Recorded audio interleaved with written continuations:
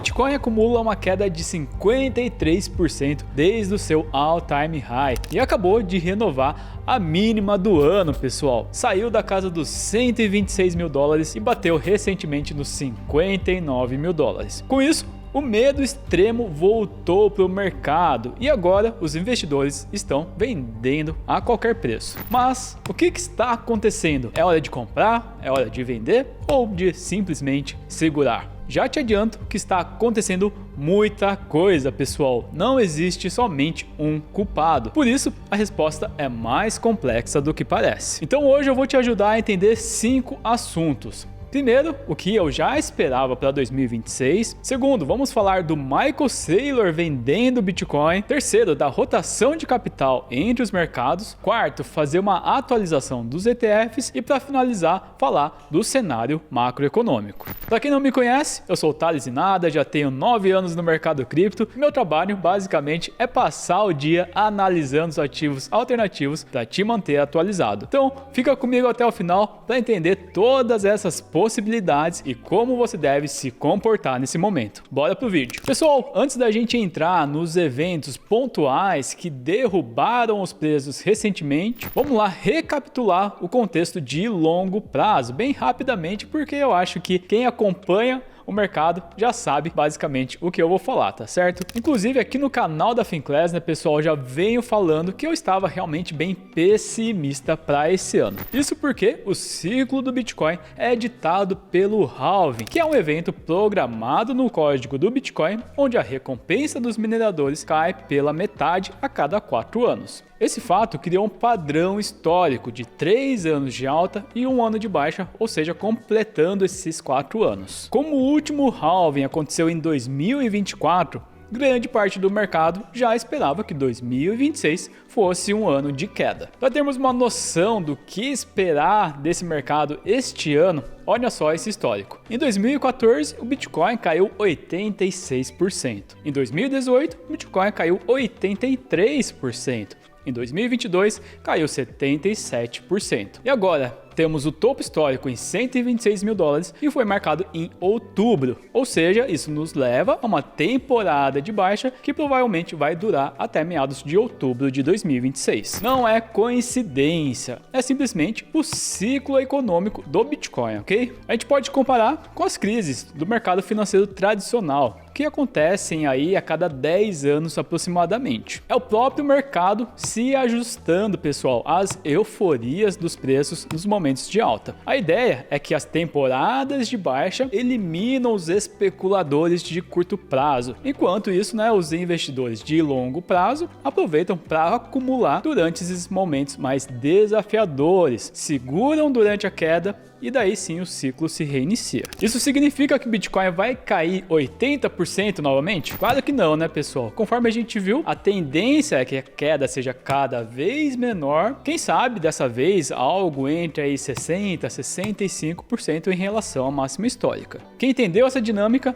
não entrou em pânico nesse momento com essa queda. Muito pelo contrário, né, pessoal? Já esperava e está realmente acumulando cada vez mais. Enquanto quem não entende acha que o mundo está acabando. Agora que você entendeu essa visão de longo prazo do ciclo do Bitcoin, vamos falar aí dos gatilhos mais específicos, mais recentes que cravaram essa queda. E o primeiro deles tem nome, pessoal, é Michael Saylor. Se você acompanha o mercado cripto há algum tempo, você já deve ter ouvido falar nele, o fundador da Strategy, a empresa que se tornou a maior detentora corporativa de Bitcoin do mundo, atualmente com mais de 843 mil Bitcoins em caixa. Ele ficou famoso por repetir essa frase por anos: Bitcoin não se vende, só se compra mais. Só que ele mesmo contrariou essa frase este mês, pessoal, quando a Strategy anunciou a venda de 32 bitcoins. O mais curioso é que são apenas 32 bitcoins em um portfólio de 843 mil, ou seja, isso representa 0,004% do total. Uma venda quase que insignificante em relação ao montante total. Pensa que é a mesma coisa que um bilionário comprar um relógio de 4 mil reais. é um valor de fato bastante irrisório. Mas depois do anúncio, pessoal, o Bitcoin chegou a cair 20%. E por que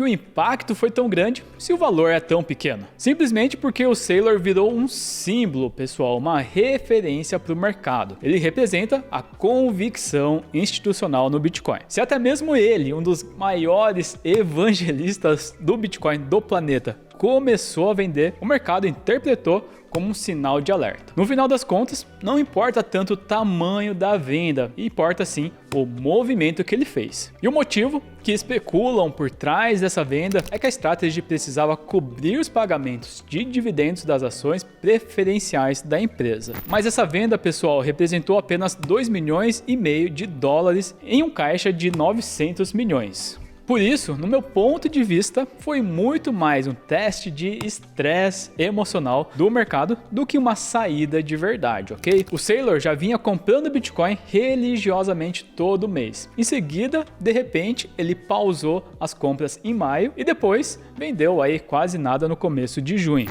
Só isso já fez o mercado realmente tremer. Ele basicamente, só deu uma cutucada na onça para ver o tamanho do rugido, tamanho da reação do mercado. Assim, ele basicamente calibra a sensibilidade dos investidores, vendo até onde vai o nervosismo antes de apertar o botão de novo, quem sabe, com mais força da próxima vez. E agora vem a reviravolta dessa história. Depois de provocar uma queda de 20% com o anúncio da sua primeira venda, causando um pânico no mercado, a Strategy já anunciou uma semana depois que comprou mais de 1.550 bitcoins. É isso mesmo, pessoal, ele vendeu 32 e comprou 1.550. Alguns podem dizer, que é uma manipulação, outros, como eu, diriam que essa queda aconteceria de qualquer forma, independentemente dessa notícia, devido ao ciclo do Bitcoin que eu comentei aí anteriormente. Ele só deu um empurrãozinho a mais. O fato é que o Saylor não saiu do mercado, muito pelo contrário, pessoal, ele está ajudando sim o crescimento do Bitcoin. Esse dado com certeza interessa muito os grandes investidores, porque ele mostrou na prática o quão líquido esse mercado é de verdade e que o Bitcoin é sim capaz de absorver esses grandes movimentos, esses grandes volumes de negociação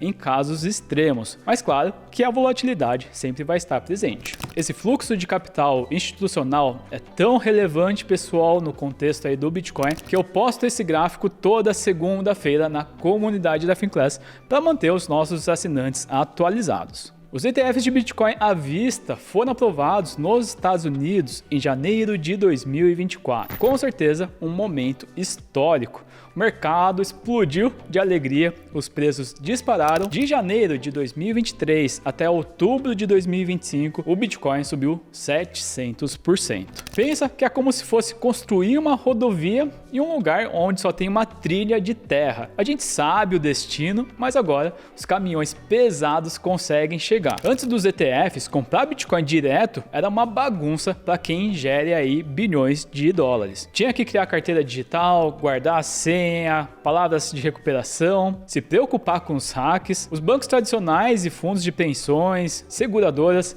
esses caras com certeza têm regras bastante rígidas que não podem sair comprando cripto diretamente da corretora igual a gente faz. Com o ETF é igual comprar uma ação na bolsa, simples, de forma regulada, sem dor de cabeça, com custódia. Aí a estrada ficou realmente pronta e o dinheiro grande veio com tudo. Por meses, pessoal, esses ETFs foram os maiores compradores de Bitcoin do mundo. Em 341 dias, acumularam 70 bilhões de dólares. Em menos de 500 dias, chegaram a 100 bilhões de dólares, o mais rápido da história. E essa compra aconteceu praticamente de forma contínua, porque cada vez que alguém compra uma cota do ETF, o fundo precisa de fato comprar o Bitcoin de verdade para cobrir essa exposição. Mas esse ritmo durou até outubro de 2025, quando o movimento inverteu. Os ETFs começaram a perder dinheiro e não a captar cada vez mais. O pior mês foi logo depois da máxima histórica, em novembro de 2025. Em maio, recentemente, tivemos a terceira maior saída de capital mensal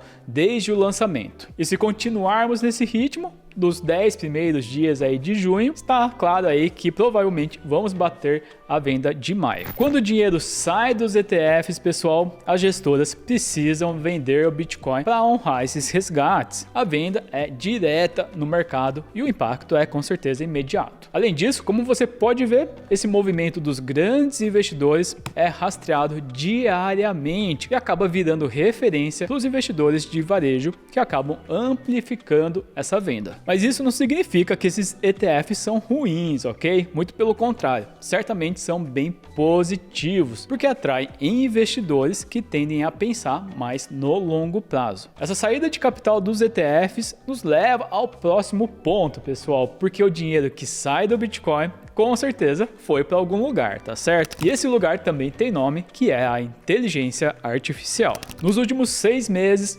aproximadamente 400 bilhões de dólares foram direcionados para a infraestrutura de inteligência artificial em geral, chips, data centers, modelos de linguagem, computação na nuvem. O dinheiro está indo para as empresas que têm um balanço patrimonial, que têm uma receita, que têm um produto tangível, né? E, inclusive, está aí em um mercado de crescimento bem acelerado. E aqui está o ponto central dessa narrativa. O investidor institucional está trocando de endereço, saindo do Bitcoin, um ativo que não tem fluxo de caixa, que não paga dividendo, que depende de uma narrativa, do ciclo de 4 anos. Inclusive está aproveitando a atual temporada de baixa do Bitcoin para diminuir a posição e entrar em empresas que ele consegue analisar lá em uma planilha de Excel. Nvidia, Apple, Google, diversas empresas de tecnologia estão aí renovando as suas máximas, enquanto o Bitcoin cai mais de 50%. Isso não é coincidência, pessoal, é alocação de portfólio. É o capital fluindo para onde eles conseguem enxergar com mais clareza,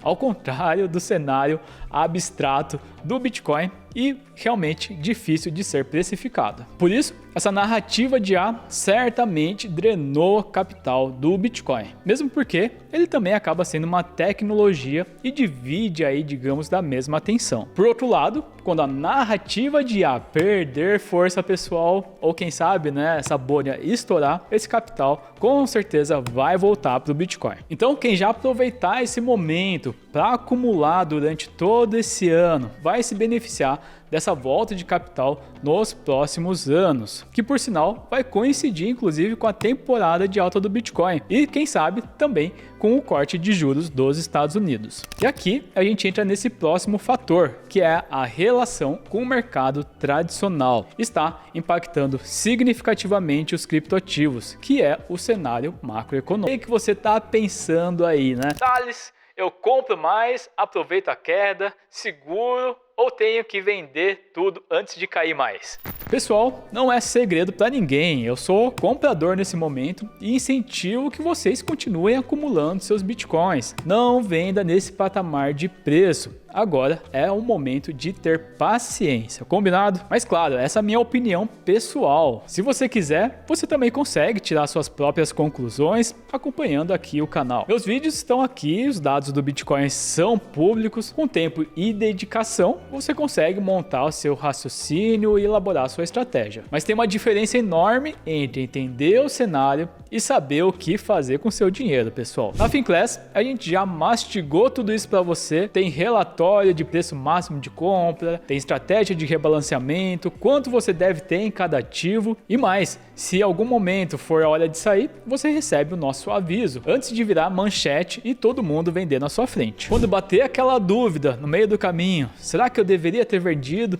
Continuo comprando? Será que esse dado muda alguma coisa? Você não vai estar sozinho aqui no YouTube. Você joga na nossa comunidade e consegue a resposta de alguém que realmente entende. A gente abriu uma condição especial: 40% de desconto no plano anual da Finclass. Você ainda ganha 6 meses de Duo Gourmet. Você paga um prato e ganha o outro. Assim, fica fácil pagar o jantar, né, pessoal? É só clicar no link da descrição ou escanear o QR Code para aproveitar essa oportunidade. Porque não tem presente melhor para o seu parceiro, para sua família, do que construir um futuro melhor e mais livre financeiramente, né, pessoal? Agora, continuando, só falta olharmos realmente pro cenário macro. E falando especificamente no mercado cripto, a gente precisa olhar principalmente para o cenário dos Estados Unidos. Levando em consideração o conflito do Oriente Médio, fechamento do Estreito de Hormuz, a alta do petróleo, é óbvio, né, pessoal, que esse cenário macroeconômico está só piorando cada vez mais. Para vocês terem uma ideia dessa mudança de sentimento, em fevereiro, antes do início do conflito, esperava-se que o Federal Reserve começasse a cortar os juros em julho deste ano. Esse corte de juros seria muito bom para o Bitcoin, porque pensa que quando os juros caem, os investidores passam a ganhar menos com a renda fixa, com títulos do governo e começam a buscar alternativas com maior potencial de retorno, e é aí que cresce o apetite ao risco para o mercado de renda variável, como o mercado de ações e o Bitcoin. Ou seja, seria realmente um cenário bastante favorável, ok? Só que agora a alta do petróleo deve aumentar os preços nas prateleiras e o medo da inflação voltou com força total. Com isso, essa possibilidade de corte este ano praticamente zerou, pessoal. Para piorar, agora temos grandes chances de até um aumento na taxa até o final desse ano. E quem sabe um aumento de até 50 bips para o ano que vem. Essa probabilidade de aumento da taxa também foi bastante impactada pelos relatórios recentes do emprego, o payroll de maio, que veio muito acima do esperado, quase que o dobro. Esse dado demonstra uma economia forte, pessoal, com possível consumo elevado, o que continuará pressionando a inflação. Isso deve favorecer a alta da taxa. A mudança repentina na expectativa, com certeza, foi um balde de água fria no mercado cripto. No final das contas, esse cenário ainda está extremamente incerto e pode mudar drasticamente com o fim do conflito. Enquanto a incerteza estiver elevada, o dinheiro tende sim a sair do Bitcoin. Pessoal, independentemente de todos esses dados pessimistas, no final das contas, o ciclo do Bitcoin já nos dizia que seria um ano de baixa. Por isso, a questão não é se o Bitcoin vai se recuperar, a questão é se você está aproveitando esse momento para quando a bolha de IA explodir, voltarmos a ter fluxo de capital para os ETFs de Bitcoin. Tudo isso alinhado com o corte de juros dos Estados Unidos, com certeza vai alavancar a próxima temporada de alta. Se você quer ficar por dentro da dinâmica desse mercado, te convido a conhecer a Finclass e aproveitar a promoção no link abaixo. E até a próxima, pessoal!